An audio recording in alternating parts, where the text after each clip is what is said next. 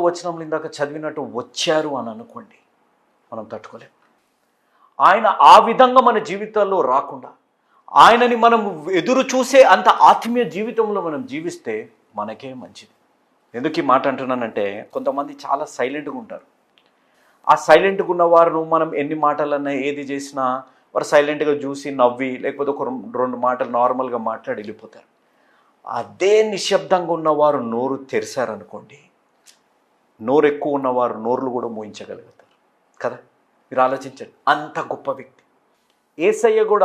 ఏసయ్యకి సాటి ఎవరో సాతానుడు కాదు, వాడు కాలు గోరు కూడా పనికిరాడు. నేను ఎప్పుడు చెప్పే మాట, nobody is equal to Jesus, nobody is equal.